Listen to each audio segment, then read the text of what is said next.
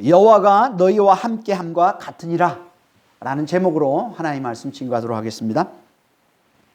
우리는 지금 계속 하나님이 애굽을 치시는 10가지 재앙에 대해서 이제 나누고 있는데요. 오늘은 그 8번째 재앙, 메뚜기 재앙에 대해서 이제 함께 살펴보려고 합니다.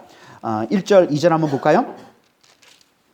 여호와께서 모세에게 이르시되 바로에게로 들어가라. 내가 그의 마음과 그의 신하들의 마음을 완강하게 하면 나의 표징을 그들 중에 보이기 위함이며 내가 애굽에서 행한 일들 곧 내가 그들 가운데서 행한 표징을 너의 아들과 내 자손의 귀에 전하기 위함이라. 너희는 내가 여호와인 줄을 알리라.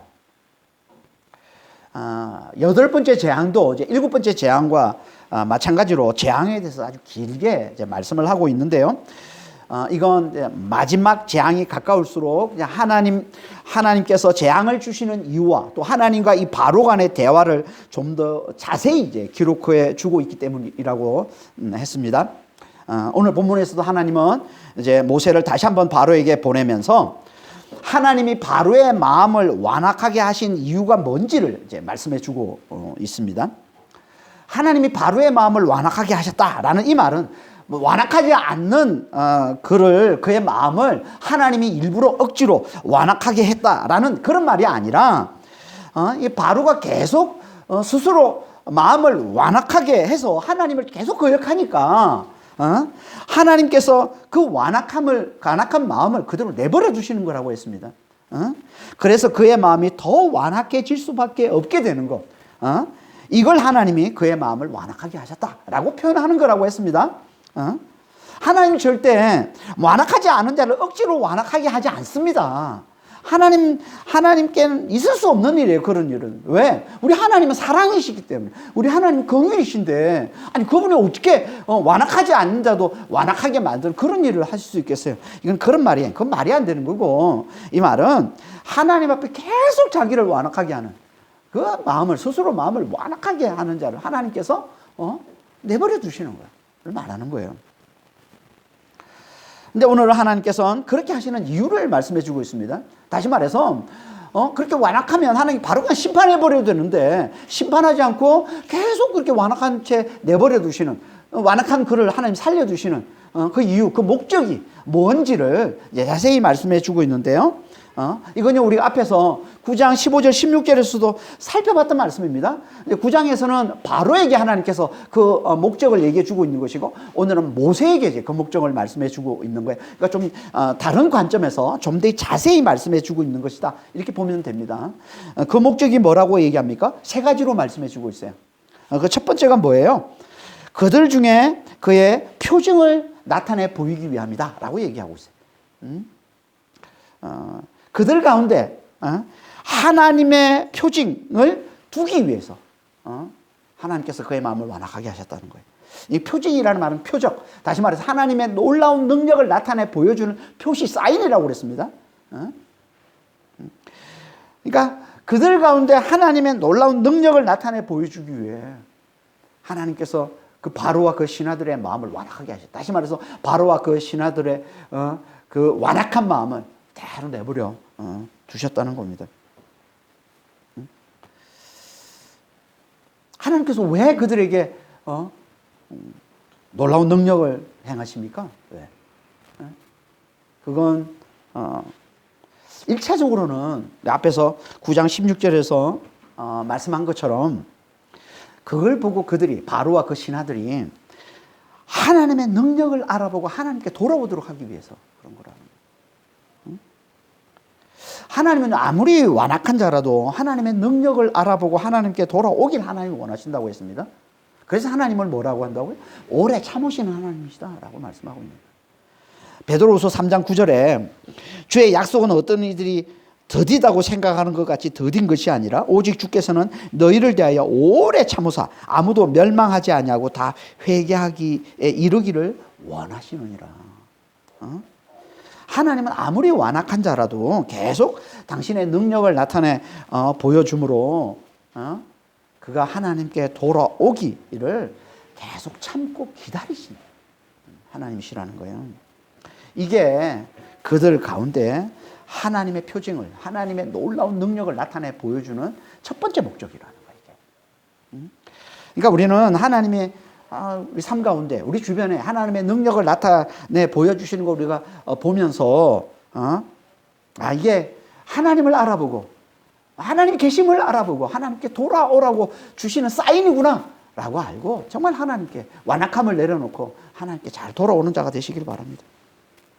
하지만 하나님께는 바로를 완악하게 하는 또 다른 목적이 있다고 말씀하시는데요. 그게 두 번째 목적인 모세에게 하나님이 애굽에서 행하신 일, 곧 하나님이 그 애굽 사람들 가운데 행한 그 표징을 그의 아들들과 그의 자손들의 귀에 전하도록 하기 위해서다라고 말씀을 하고 있어요.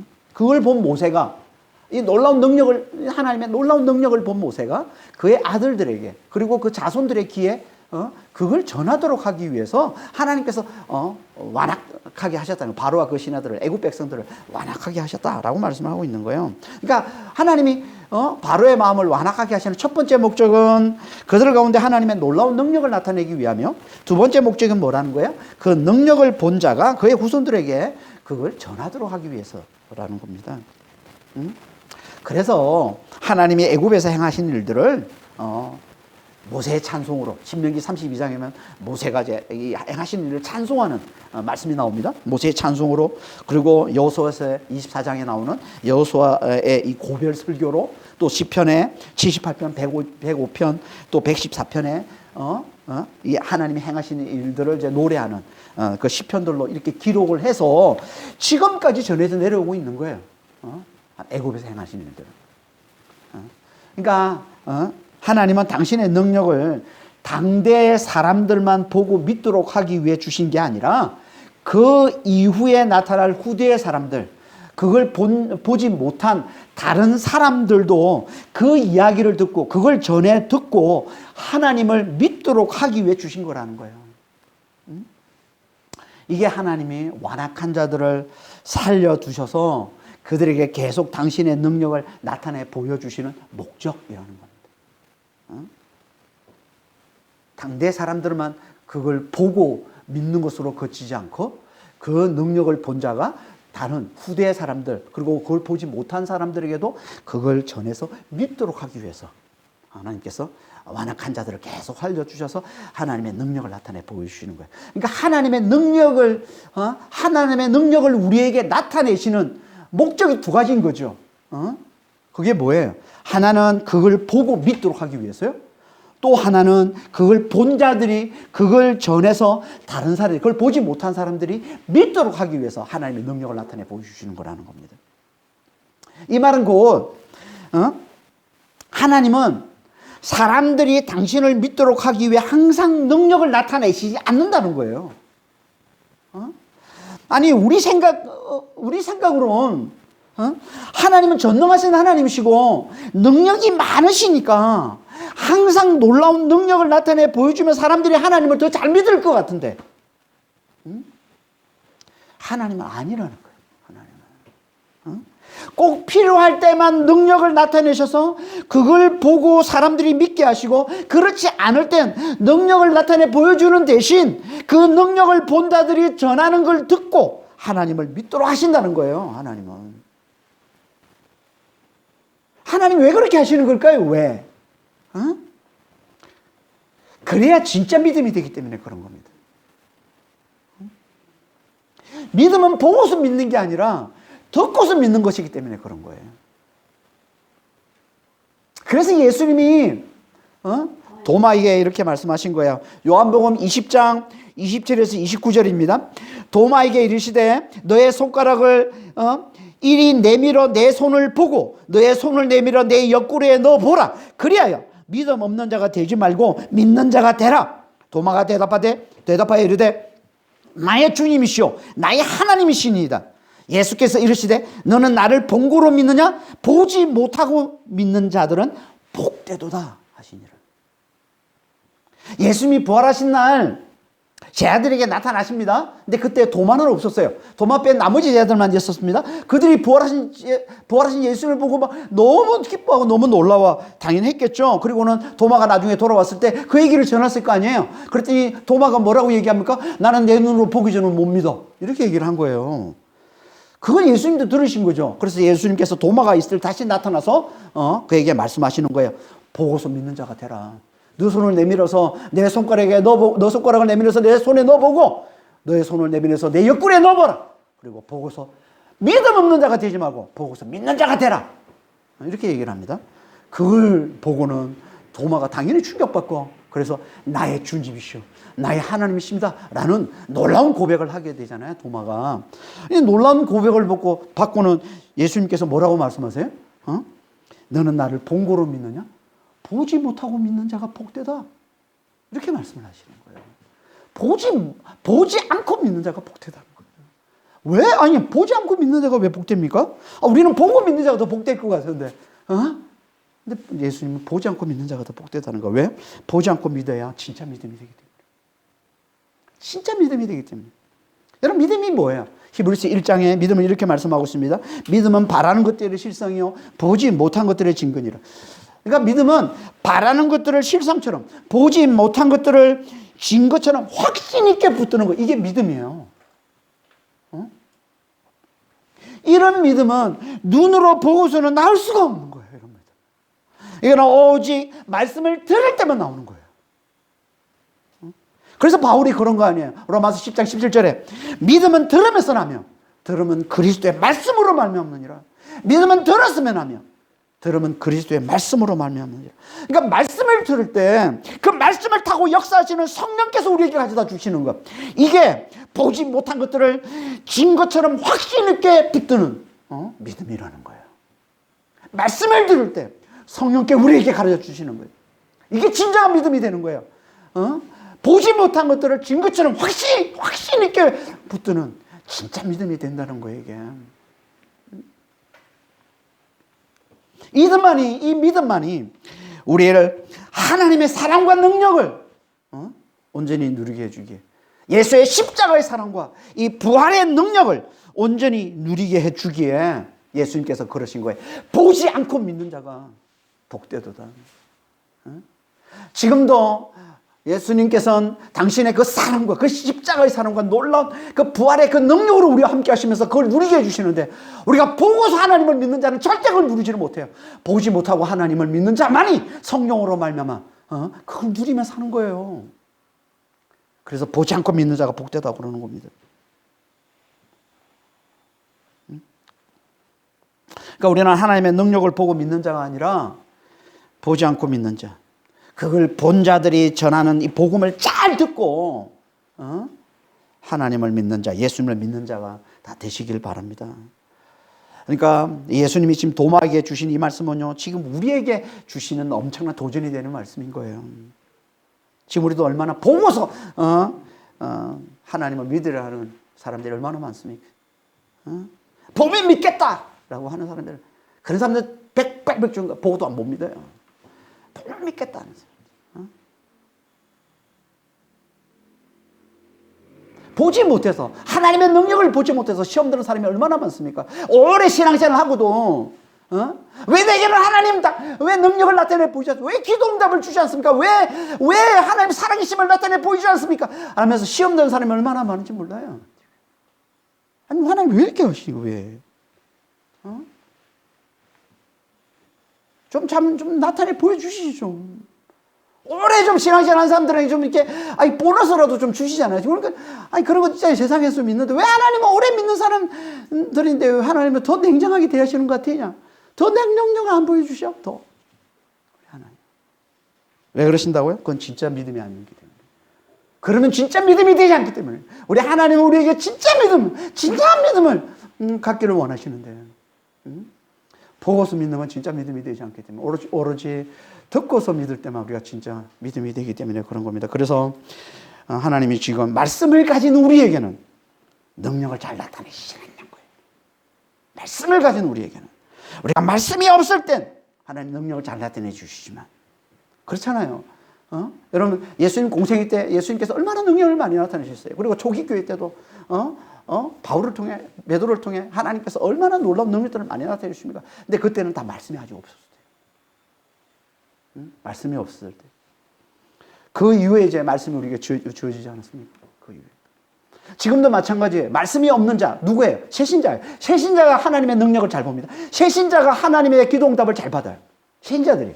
그래서 그런 얘기를 많이 하는 거예요. 새신자일 때 기도 많이 해라. 새신자일 때 하나님께서 능력을 다 나타내 보여준다. 이런 얘기를 많이 하는 거예요. 말씀이 없을 때 하나님께서 능력을 다 나타내 보여주세요. 말씀일 때. 하지만 말씀이 있을 때는요. 하나님께서 우리가 그 말씀을 잘 붙드는 자가 되기를 원하시는 거예요. 말씀을 잘 듣는 자가 되기를 원하시는 거예요. 말씀을 가진 우리에게는 정말 말씀을 잘 듣고 말씀을 잘 붙드는 자. 왜? 그래야 진짜 믿음. 그래서 우리는 진정한 믿음, 진짜 믿음 있는 자가 되기를 원하시는 거예요. 우리는 정말 말씀을 잘 들어야 돼요. 그래야 우리가 그 말씀을 타고 역사하시는 성령의 역사로 우리가 하나님이 우리에게 주시는 놀라운 사랑과 능력들을 우리가 온전히 누리며 살아갈 수 있는 거예요. 성령의 능력으로. 눈에 보이지 않는데 그걸 누린다니까요. 자꾸 눈에 보이는 것만 찾지 마시란 말이에요. 눈에 보이지 않아도 성령께서 얼마든지 우리로 하여금 누리게 하실 수 있어요. 우리 하나님 얼마든지 그걸 누리게 하실 수 있어요. 하나님의 놀라운 사랑과 하나님의 놀라운 능력을 누리게 할 수 있단 말이에요. 이걸 누리는 자가 진짜 복되다는 거예요. 정말 말씀을 잘 듣고 성령의 역사로 하나님의 놀라운 사랑과 능력을 잘 누리며 사는 그런 믿음의 성도들이 다 되시길 바랍니다. 그러니까 하나님의 완악한 자들을 계속 살려두시는 건요. 첫째, 그들에게 하나님의 능력을 나타내기 위하며, 둘째, 그걸 본 자들이 그 능력을 후대 사람들에게, 그걸 보지 못한 사람들에게 전하기 위함이라는 거예요. 그렇게 해서 하나님이 이루시고자 하는 궁극적인 목적이 뭘까요? 궁극적인 목적. 그게 오늘 본문에서 말씀하고 있는 세 번째 목적. 그들이 모두 하나님이 여호와이심을 알도록 하기 위함이다. 하나님의 여호와이심을 모두가, 너희 모두가 다 하나님이 여호와이심을 알도록 하기 위함이라는 거예요. 이건 우리 앞에서도 여러 차례 살펴봤던 말씀입니다. 하나님의 최고의 목적, 하나님의 궁극적인 목적, 하나님이 여호와이심을 알게 하는 거라고 그랬죠. 여호와이심을. 여호와가 무슨 뜻이라고 했습니까? 그 문자적인 의미는 존재하는 자 이런 뜻이라고 했습니다. 존재하는 자. 그분만이 존재하는 분이심을 강조하는 표현이 그게 스스로 있는 자라는, 스스로 있는 자, 스스로 존재하는 분 이런 뜻입니다.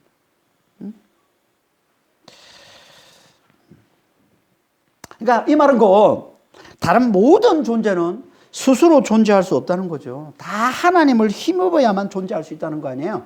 그래서 사도행전 17장 28절에 우리는 그를 힘입어 살며 기도하며 존재하느니라 라고 말씀하고 있는 거예요. 우리는 다 하나님을 힘입어 사는 존재라는 거죠. 이 말은 그건 무슨 말이에요? 하나님이 모든 존재의 근원이라는 거예요. 하나님이 만유의 주라는 거예요. 모든 존재 만유의 주 근원이라는 거예요. 하나님이. 이게 여호와의 야훼, 더 정확한 발음은 야훼라고 그랬죠. 야훼의 문자적인 뜻인 것이고, 이렇게 만유의 주가 되신 그분이 당신의 언약을 성취해서 당신의 백성을 반드시 구원해 내신다는 것. 이게 하나님이 출애굽 백성을 대표하는 모세에게 나타나 가르쳐 주신 당신의 이름 여호와, 야훼라는 겁니다. 그러니까 하나님이 여호와 되신다는 건 그분이 만유의 주가 되셔서 당신의 백성을 반드시 구원해 내시는 분이심을 나타내는 이름인 거예요. 이게 야훼, 여호와라는 이름이라는 겁니다.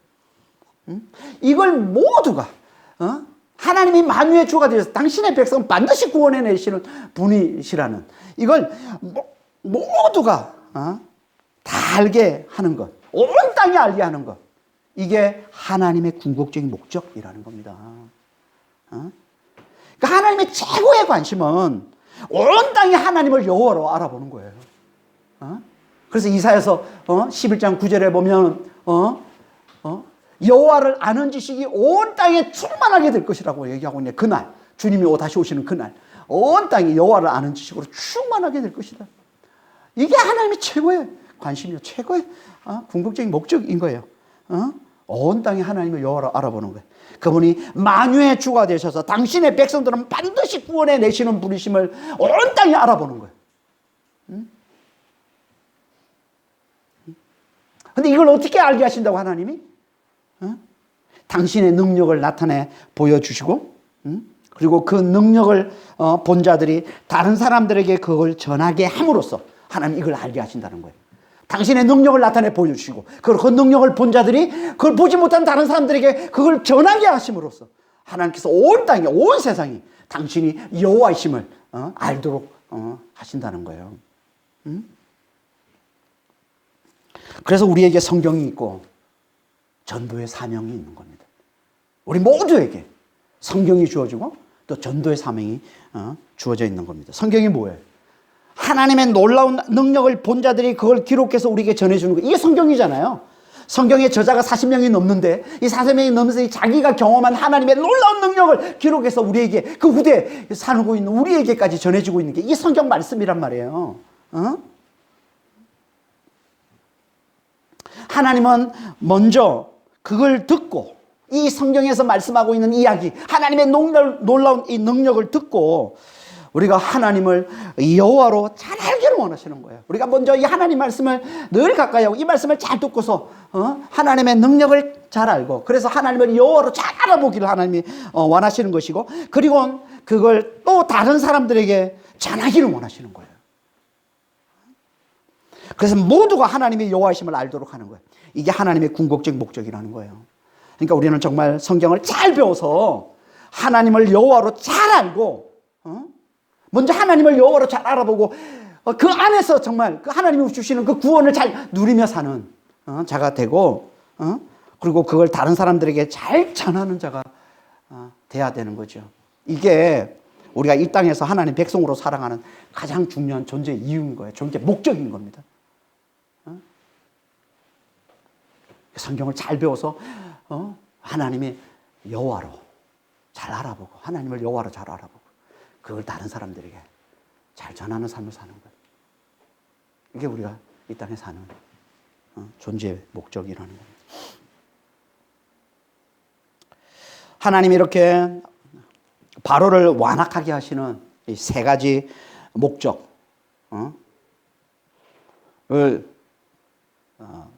모세에게 전해주고는 이제 모세와 아론을 바로에게 보냅니다. 모세와 아론이 다시 이제 바로를 찾아가서 이제 하나님의 말씀을, 하나님의 경고를 전하게 되는데, 그게 3절에서 6절까지 말씀이죠. 3절 6절 한번 보겠습니다. 모세와 아론이 바로에게 들어가서 그에게 이르되 히브리 사람이 하나님 여호와께서 말씀하시기를 네가 어느 때까지 내 앞에 겸비하지 아니하겠느냐? 내 백성을 보내라. 그들이 나를 섬길 것이라. 네가 만일 내 백성 보내기를 거절하면 내일 내가 메뚜기를 너의 경내에 들어가게 하리니 메뚜기가 지면을 덮어서 사람이 땅을 볼 수 없을 것이라. 메뚜기가 네게 남은 것 그것 곧 우박을 면하고 남은 것을 먹으며 너희를 위하여 들에서 자라는 모든 나무를 먹을 것이며 또 내 집들과 내 모든 신하의 집들과 모든 애굽 사람의 집들에 가득하리니 이는 내 아버지와 내 조상이 이 땅에 있었던 그날로부터 오늘까지 보지 못하였던 것이리라 하셨다 하고 돌이켜 바로에게서 나오니, 어느 때까지 내 앞에 겸비하지 아니하겠느냐? 하나님 바로에게 전하는 말씀이에요. 그러니까 바로의 이 완악하면 어디서 나왔다는 거예요? 하나님 앞에 자기를 높이는 교만에서 나왔다는 거예요. 그러니까 교만이 가장 큰 죄악인 거예요. 교만이. 그래서 교만을 뭐라고 불러요? 멸망의 선봉 이렇게 부르는 거예요. 잠언서 18장 12절입니다. 사람의 마음의 교만은 멸망의 선봉이요 겸손은 종기의 앞잡이니라. 교만은 멸망이 가장 먼저 멸망을 당할 게 교만. 겸손은 그 반대라는 거죠. 종기의 선봉이라는 거예요. 정말 우리는 교만하지 말아야 돼요. 그렇게 계속 교만해서 내 백성을 보내지 않으면 내가 이제 메뚜기 떼를 보내서 온 지면을 다 덮어버릴 것이다 라고 말씀을 하고 있습니다. 당시에는요 3월 4월경에 부는 이 강력한 동풍이 수많은 메뚜기 떼를 몰고 와서 곡식들을 다 파괴시켰다고 해요. 이걸 들어서 성경에서는 자주 이제 메뚜기 재앙을 하나님의 강력한 심판의 상징으로 사용하고 있습니다. 그래서 요엘서에도 메뚜기 재앙을 얘기하고 있고 또 아모스에도 예언서에 보면 메뚜기 재앙을 자주 얘기해요. 이걸 들어서 하나님께서 당신의 강력한 심판의 상징으로 이제 쓰고 있는 거죠. 그래서 이게 지금까지 없었던 이전에 가장 큰 재앙인 우박 재앙을 능가하는 가장 끔찍한 재앙이라고 그러는 거예요. 우박 재앙을 피하고 살아남은 모든 곡식들을 다 먹어 치울 거라는 거죠. 이건 이 애굽 사람들이 섬기고 있는 또 다른 우상, 곡식의 신, 이 세트. 그들은 세트를, 곡식의 세트, 이걸 또 자기들을 풍요롭게 한다고 해서 그걸 우상으로 또 만들어 섬기고 있었는데, 그 우상을 박살냄과 동시에 완악할수록 더 큰 재앙을 당하게 됨을 다시 한번 똑똑히 보여주고 있는 겁니다. 이렇게 재앙을 경고하고서, 이 끔찍한 재앙을 경고하고서 모세와 아론이 이제 그 궁궐을, 바로의 궁궐을 떠나자 바로의 신하들이 동요합니다. 이 말을 듣고 동요하죠. 그리고는 바로에게 이렇게 말하는 거예요. 7절에 바로의 신하들이 그에게 말하되 어느 때까지 이 사람이 우리의 함정이 되리까? 그 사람들을 보내어 그들의 하나님 여호와를 섬기게 하소서. 왕은 아직도 애굽이 망한 줄을 알지 못하시나이까? 하고, 신하들이 마치 모세를 따라하는 거예요. 모세가 어느 때까지 겸비하지 않겠느냐라고 이제 하나님의 말씀을 전하니까 신하들도 감히 바로에게, 애굽 왕에게 그 신하들이 지금 그러면 어느 때까지 이 사람이 우리 함정이 되게 하시려 합니까? 함정이란 말은 이 모세를 통한 재앙의 구덩이에 빠뜨리는 걸 말해요. 어때까지 우리가 이 모세를 통한 이 재앙들에 우리가 빠져서 허우적거리며 살게 하시려 합니까? 이런 말인 거죠. 그러면서 마치 자기 왕을 지금 꾸짖는 것처럼 보여요. 아니 어떻게 신하들이 절대 권력인 이 왕에게 이렇게 말을 합니까? 이건 있을 수 없는 거죠. 그만큼 이건 신하들이 이 모세를 통한 재앙이 너무나 끔찍한 재앙이었음을 잘 알았고, 또 지금 자기들의 목숨이 경각에 달려 있다는 걸 잘 알았기 때문에 그런 거예요. 아니 죽을 판인데 지금 이판사판이지, 죽을 판이면 이판사판 아닙니까? 그러니까 애굽 왕이고 뭐고 없는 거죠. 그냥 애굽 왕한테도 그러는 거예요.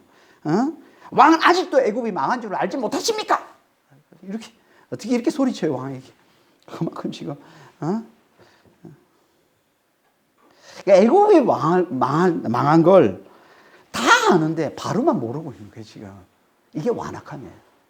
이게 완악하면요, 자기 생각과 자기 욕심에 사로잡혀 있으면요, 망하는데도 모릅니다. 알지 못합니다. 요즘도 이런 지도자들이 얼마나 많이 있어요. 망하는데도 자기만 몰라요. 옆에 누가 알려줘서 알지, 그렇지만 전혀 모르는 거예요. 그리고 옆에서 누가 알려줘도 그걸 듣지 않아서 다 망하는 거 아니에요. 지금 우리도 그걸 똑똑히 보고 있잖아요, 지금. 그래서 지도자들이, 그건 아무리 얘기를 해도, 그걸 듣지 않으니까 결국 폭망하잖아요, 폭망. 다행히 바로는 신하들의 직언을 듣고는 위기를 알아차리고 모세를 다시 불러들여서 이제 타협을 시도합니다. 그게 8절 9절 말씀이에요. 모세와 아론을 바로에게로 다시 데려오니 바로가 그들에게 이르되 가서 너희 하나님 여호와를 섬기라. 갈 자는 누구냐? 모세가 이르되 우리가 여호와 앞에 절기를 지킬 것인즉 우리가 남녀노소와 양과 소래를 데리고 가겠나이다. 자, 보내주겠다. 그런데 누가 하냐? 이렇게 물어보는 거예요. 그랬더니 모세가 우리가 절기를 지켜야 되기 때문에, 절기는 크고 중요한 예배, 큰 예배, 중요한 예배를 얘기하는 거예요. 축제와 같은 그런 중요한 예배를 얘기하는 거예요. 그래서 우리 남녀노소 다 가야 되고 양과 소도 다 데리고 와야 됩니다. 이렇게 얘기를 하는 거죠, 모세가. 그랬더니 이 말을 듣고 바로가 돌변합니다. 그리고 10절 11절에 이렇게 말씀하고 있어요. 바로가 그들에게 이르되 내가 너희와 너희의 어린 아이들을 보내면 여호와가 너희와 함께 함과 같으니라. 보라, 그것이 너희에게는 나쁜 것이니라. 그렇게 하지 말고 너희 장정만 가서 여호와를 섬기라. 이것이 너희가 구하는 바니라. 이에 그들이 바로 앞에서 쫓겨나니라. 이 10절만 보면요, 조금 헷갈립니다. 좀 이해가 안 됩니다. 뭐 칭찬하는 말 같아요, 이게 지금. 여호와 너와 함께함이라. 뭐 이렇게 들리는데 이건 좀 의역이 필요합니다. 그래서 새 번역은요, 의역해서 이렇게 번역을 하고 있는데요. 바로가 그들에게 호통 줬다. 그래, 어디 다 데리고 가봐라. 너희와 함께 있는 너희의 주가 나를 감동시켜서 너희와 너희 아이들을 함께 보내게 할 것 같으냐? 어림도 없다. 너희가 지금 속으로 악한 음모를 꾸미고 있음이 분명하다. 이게 10절 말씀이라는 거예요. 지금 개역개정의 이 말씀하고 너무 많이 다르잖아요. 그렇죠? 그러니까 이 말씀은 모세의 말을 듣고 바로가 지금 빈정대며 하는 말이라는 거예요. 빈정대면서. 모세와 하나님과 모세를 빈정대며 하는 말이라는 거예요. 내가 너희와 너희 아이들을 다 보내면 그건 여호와가 너희와 함께 함과 같을 것이다. 다시 말해서 그건 여호와가 너희와 함께해서 나를 설득시키고 나를 항복시켜서 너희를 구원하는 게 될 거야. 하지만 그런 일은 절대 없을 거야. 어림도 없어. 절대 그런 일은 일어나지 않아. 너희는 분명 너희 속에 악한 생각을 품고 있는 게 분명해. 그러니 안 돼. 그러면서 그러지 말고 남자 장정들만 데리고 가서 하나님을 섬겨라. 이게 너희가 요구하는 거 아니야? 이게 너희가 처음부터 요구하는 거 아니냐? 섬긴 너희가 하나님을 섬기게 해달라며 장정들만 가서 섬기면 되는 거지. 왜 다 데려가려고 그러느냐? 안 돼. 그리고는 그들을 내쫓았다는 거예요. 남자 장정들만 데리고 가서 예배드려라. 이 말은 그 무슨 말이에요? 애들을 인질로 잡아두겠다는 거죠. 그러니까 이 말은 곧 내 백성을 다 보내라 라는 하나님의 말씀을 거역하고 있는 말인 거죠. 그 바로가 하나님과 타협하려다가 결국 자기의 완악함만 더 드러내고 망골이 되고 만 겁니다. 그 결과가 어떻게 됩니까? 그럼 하나님 말씀대로 그 땅에 너무나 끔찍한 메뚜기 재앙이 내려지고 말더라는 거예요. 그게 12절 이하의 말씀이에요. 12절에 15절 한번 보겠습니다. 여호와께서 모세에게 이르시되 애굽 땅 위에 손을 내밀어 메뚜기가 애굽 땅에 올라오게 하여 우박에 상하지 아니한 밭의 모든 채소를 먹게 하라. 모세가 애굽 땅에 그 지팡이를 들매 여호와께서 동풍을 일으켜 온 낮과 온 밤에 불게 하시니 아침이 되매 동풍이 메뚜기를 불어 들인지라. 메뚜기가 애굽 온 땅에 이르러 그 사방에 내림에 그 피해가 심하니 이런 메뚜기는 전에도 없었고 후에도 없을 것이라. 메뚜기가 온 땅을 덮어 땅이 어둡게 되었으며 메뚜기가 우박에 상하지 아니한 밭의 채소와 나무 열매를 다 먹었으므로 애굽 온 땅에서 나무나 밭의 채소나 푸른 것은 남지 아니하였더라. 동풍을 불게 해서 전에도 없었고 후에도 없을 메뚜기 떼가 몰려와서 우박 재앙 때 살아남은 모든 곡식들을 다 먹어치우게 만들더라는 거예요. 그래서 애굽에 나무나 채소나 푸른 것이 하나도 남지 않았다는 거예요. 한마디로 먹을 곡식이 하나도 없었다는 거죠. 그럼 뭐예요? 그럼 바로나 애굽 백성들이 다 죽는 거 아니에요. 그래서 바로가 모세와 아론을 다시 급하게 불러들이고는 이렇게 얘기를 합니다. 16절 17절입니다. 바로가 모세와 아론을 급히 불러 이르되 내가 너희 하나님 여호와와 너희에게 죄를 지었으니 바라건대 이번만 나의 죄를 용서하고 너희의 하나님 여호와께 구하여 이 죽음만은 내게서 떠나게 하라. 내가 잘못했다. 이번만 다시 한번 나를 용서해 주고 그래서 이 재앙이 물러가게 해서 내가 죽지 않게 해달라. 이 죽음만 면하게 해달라 라고 얘기를 하고 있는 거예요 지금. 그러니까 지금 이게 얼마나 끔찍한 재앙인지를 지금 바로가 애굽 백성들이 얼마나 끔찍한 재앙을 당하고 있는지를 잘 보여주고 있는 거죠. 이렇게 엄청난 끔찍한 재앙을 당하고도 또 정신을 못 차리고 또 하나님 앞에 또 완악함을 드러내죠. 바로는. 그게 18절에서 20절 말씀이지 않습니까? 18절 20절 한번 보겠습니다. 그가 바로에게서 나가서 여호와께 구하며 여호와께서 돌이켜 강력한 서풍을 불게 하사 메뚜기를 홍해에 몰아넣으시니 애굽 온 땅에 메뚜기가 하나도 남지 아니하니라. 그러나 여호와께서 바로의 마음을 완악하게 하셨으므로 이스라엘 자손을 보내지 아니하였더라. 이 바로의 청을 듣고 하나님께서 메뚜기들을 다 물러가게 해 주십니다. 하나님이 왜 이렇게 완악한 이 바로의 청을 왜 들어주신다고요? 우리가 지난주 살펴봤지만 9장 29절에서 말씀하신 대로 세상이 여호와께 속했음을 그가 알도록 하기 위해 하나님께서 이런 능력을 나타내 보여준다고 그랬죠. 세상이 여호와께 속했음을 알도록 하기 위해 다시 말해서 그가 하나님의 능력을 보고 하나님께 돌아오도록 하기 위해 그러신 거라는 거예요. 그리고 더 나아가서 그 능력을 다른 사람들에게 전해서 모두가 다 하나님이 여호와이심을 알도록 그분이 만유의 주가 되셔서 당신의 백성을 반드시 구원해내시는 분이심을 알도록 하기 위해 그러신 거라는 거예요. 하나님께서. 또다시 하나님의 능력을 보여주시는 거라는 거예요. 그런데도 이 바로는 하나님의 그 능력을 알아보기는커녕 또다시 하나님 앞에 완악하더라는 거예요. 그러니까 그의 완악함이 얼마나 질기고 얼마나 강한지를 잘 보여주고 있는 겁니다. 지금. 오늘 앞에서 우리가 계속 살펴봤지만 바로가 너무 완악하죠. 그 완악함이 너무나 질기죠. 너무 강하죠. 근데 바로만 그런 건가요? 아니에요. 이게 우리 모두의 모습인 거예요. 바로는요, 우리를 대표하는 자일 뿐인 거예요. 바로의 이 완악함이 꼭 우리의 완악함인 겁니다. 우리도 얼마나 하나님 앞에 완악합니까? 우리도. 막 우리가 힘들 때 하나님 앞에 기도하고 도와주시면 또 하나님 잊어버리고 또 내 마음대로 살려고 그러고 내 뜻대로 살려고 그러고 나를 높이며 살려고 그러잖아요. 그래도 하나님이 또 치셔서 또 힘들어지면 또 하나님 앞에 엎드리고 또 그러면 또 나아지면 또 그러고 이게 우리의 모습 아니에요, 이게. 이게 다 바로는 우리를 대표하는 자일 뿐인 것이 그거 뭐 특별히 악해서 그런 게 아니에요. 이게 다 우리의 모습인 거예요. 우리는 다 하나님 앞에 이 완악함이 너무나 질기고 너무나 강합니다. 왜 그렇습니까? 완악함은요, 모든 인간이 다 가지고 있는 이 자기 중심성의 죄에서 나오기 때문에 그런 거라는 거예요. 자기 중심성의 죄. 이걸 없애지 않고서는 우리는 절대 누구도 이 완악함에서 벗어날 수가 없습니다. 또 들어가고 또 들어가고 또 들어가고 또 완악함으로. 그래서 예수님이 오셔서 우리의 죄를 지고 죽으신 거예요. 우리의 죄. 그러니까 예수를 믿는 자만 이 죄에서 자유케 되어서 완악함에서 벗어날 수 있는 거죠. 완악함에서 벗어나서 구원에 이를 수 있는 것이지. 그렇지 않으면 길이 없습니다. 정말 우리는 예수를 잘 믿어야 돼요. 정말 예수를 잘 믿어야 돼요. 그렇게 완악한 바로가, 그렇게 너무나 완악한 자가 내놓는 말이 뭐라고요? 내가 너희를 내보내면 여호와가 너희와 함께함과 같으니라.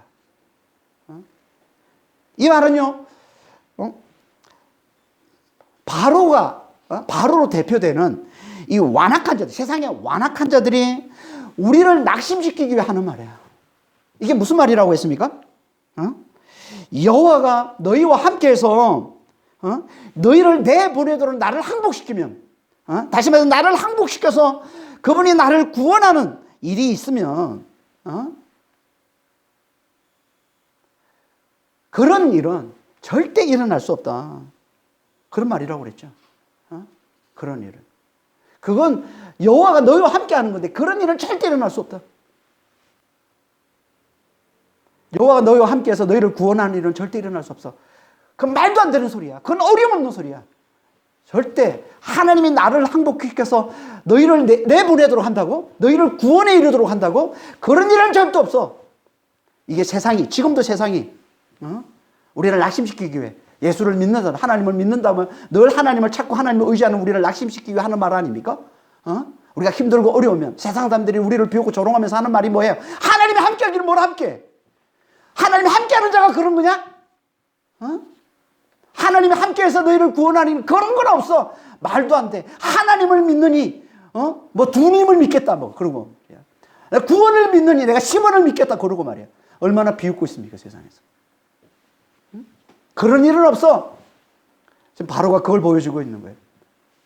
하나님이 함께해서 너희를 구원해? 하나님 함께해서 하나님이 나를 항복시켜서 너희를 구원해? 너희를 내보내게 한다고? 그건 말이 안 되는 소리야. 그건 있을 수 없어. 어림없는 소리야 라고 얘기하고 있는 거예요. 지금도 세상은 끊임없이 우리에게 이렇게 우리를 비웃고 우리를 조롱하고 있지 않습니까? 하나님이 함께해서 너희를 구원한다고? 말도 안 되는 소리 하지 마. 하지만 우리 하나님은 어떻게 해요? 보란듯이 아무리 세상이 발악하고 아무리 바로가 발악하고 아무리 바로가 막으려 들어도 어떻게 해요? 당신 백성들과 함께해서 그들을 반드시 구원해 내시더라는 거예요. 이분이 우리 하나님이신 겁니다. 하나님 지금도 우리와 함께 하셔서 세상이 아무리 발악하고 세상이 아무리 우리의 구원을 틀어막으려 하고 세상이 아무리 우리를 짓누리려 하고 우리를 짓밟으려 해도 하나님 어떻게 하신다? 우리와 함께 하셔서 반드시 우리를 구원해 내신다는 거예요. 창세기 28장 15절에 야곱에게 그러셨던 것처럼 내가 너와 함께 있어 네가 어디로 가든지 너를 지키며 너를 이끌어 이 땅으로 돌아올게 할지라 내가 너에게 허락한 것을 다 이루기까지 너를 떠나지 아니하리라.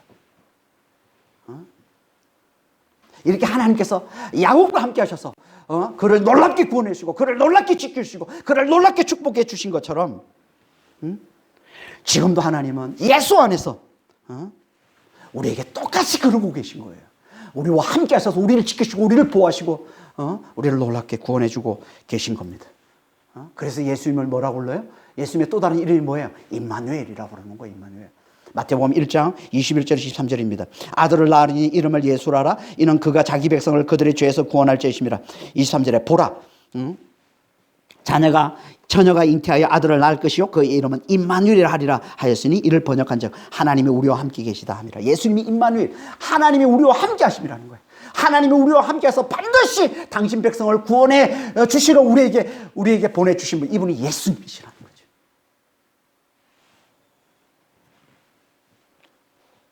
그리고 예수님께서 부활하신 다음에 제자들에게 뭐라고 얘기했습니까? 볼지어다 내가 세상 끝날까지 항상 너희와 함께 하리라. 끝날까지 항상 너희와 함께 하리라. 그러니까 하나님은 예수 안에서 우리와 영원히 함께 하시는 하나님이시라는 거예요. 아니, 더 정확히 말하면 그 정도가 아니라 우리와 함께 하시는 정도가 아니라 우리와 하나 되신 하나님이시라는 거예요. 우리 하나님은. 여러분, 함께 하는 건 그분 따로 우리 따로잖아요. 그분 따로 우리 따로. 이게 함께 하시는 그 정도가 아니라 하나님과 우리는 하나 되시다. 그걸 나타내는 신약에서 그걸 나타내는 중요한 말씀이 뭐예요? 너희는 내 안에, 내가 너희 안에 라는 이 말씀 아닙니까? 요한복음 15장 5절입니다. 나는 포도나무여 너희는 가지라. 그가 내 안에 내가 그 안에 거하면 사람이 열매를 많이 맺나니 나를 떠나서는 너희가 아무것도 할 수 없습니다. 포도나무와 가지처럼 그가 내 안에 내가 그 안에 거하는 이 하나된 관계. 그래서 그 안에 거하면 많은 열매를 맺고 그렇지 않으면 아무것도 할 수 없는 관계. 이게 예수 안에서 하나님과 우리의 관계라는 거예요. 그 안에 거하면 우리가 많은 열매를 맺고 그렇지 않으면 아무것도 할 수 없는 관계로 만들어버리신 것. 이게 우리가 예수 안에서 하나님과 우리의 관계라. 그러니까 우리는 예수 안에 잘 거하면 되는 거예요. 그러면 예수님이 반드시 우리 안에 거하셔서 구원의 풍성한 열매를 맺으신다는 거예요. 우린 예수 안에만 잘 거하면 돼요. 예수 안에 잘 거하는 게 뭡니까? 예수를 잘 믿는 거예요. 예수의 십자가, 이 죽음과 이 부활을 잘 믿는 겁니다. 무엇보다 먼저 예수님이 죄가 되어 죽으심으로 자기 중심으로 사는 이 죄된 내가 죽었다는 이 십자가를 잘 믿는 거예요. 이 십자가의 복음을 잘 믿는 거예요. 예수가 죄가 되어 죽으심으로, 예수님이 죄가 되어 죽으셨어요. 그 자리에 나도 함께 죽었음을, 자기 중심으로 사는 죄된 내가 죽었음을 잘 믿는 거예요. 이 예수 안에 거하는 거란 말이에요. 그러면 그 자리에 부활하신 예수의 영 성령이 들어와 사심으로 그분이 우리를 통해 이미 구원받은 자가 된, 이미 부활을 사는 자가 된 우리를 통해서 구원의 열매, 이 부활의 열매를 풍성히 맺으신다는 거예요. 사랑의 열매를, 희락의 열매를, 평강의 열매를, 오래 참음의 열매를, 충성의 열매를, 자비의 열매를, 온유의 열매를, 절제의 열매를 풍성히 맺으신다는 거예요. 구원의 열매, 부활의 열매를. 이게 하나님의 우리와 함께 하십니다. 이게 하나님의 우리와 하나 되심이라는 거예요. 그러니까 우리는 포도나무와 가지처럼, 포도나무에 붙은 가지처럼, 우리 왜 죽으시고 부활하신 예수님, 죽으시고 부활하셔서 하늘과 땅을 다스리는 만유의 주가 되신 예수님, 만유의 주가 되셔서 성령으로 우리 안에 들어와 사시는 예수님, 이 예수님 안에 잘 거하는 자가 되시길 바랍니다. 늘 그분의 그 십자가의 사랑과 그 부활의 능력을 잘 바라보고 늘 그걸 굳게 잘 붙드는 자가 되시길 바랍니다. 지금 우리 안에 들어와 사시는 그 예수님 늘 잘 바라보고, 우리가 힘들고 어려울 때마다 그분께 잘 피해서 늘 그분을 바라보고 그분을 굳게 의지하고 그 사랑과 그 능력을 굳게 잘 의지하는 자가 되시길 바랍니다. 그럼 반드시 그분이 우리 안에서 우리의 생명이 되시고 우리의 주인이 되시고 우리의 왕이 되시고 우리의 전부가 되신 그분이 우리를 통해서 구원의 열매, 부활의 열매를 풍성히 맺게 해주신다는 거예요. 그러니까 우리는 예수 안에 잘 거하면 되는 거예요. 포도나무에 붙은 가지만 잘 되면 되는 겁니다. 그런 믿음의 성도들이 다 되시길 예수님을 축원합니다. 기도하겠습니다. 하나님 아버지,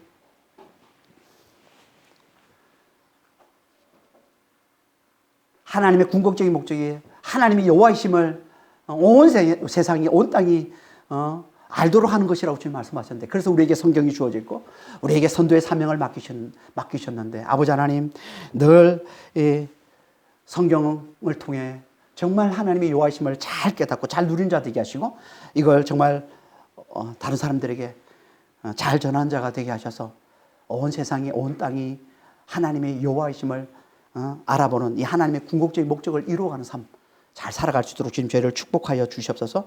그리고 아버지 하나님, 저 만유의 주 여호와께서 우리와 함께 하심을, 예수 안에서 우리와 하나 되셨음을 아버지 하나님 우리가 잘 알고, 정말 우리가 예수님 안에서 예수님께서 우리에게 주신 이 놀라운 구원을, 십자가의 사랑과 이 부활의 이 능력을 아버지는 잘 누리는 자가 되게 하시고, 우리를 통해서 이 부활의 열매, 이 구원의 열매를 잘 흘려주는 삶을 잘 살 수 있도록 주님 저희를 축복해 주시고 주님 인도하여 주시옵소서. 감사합니다.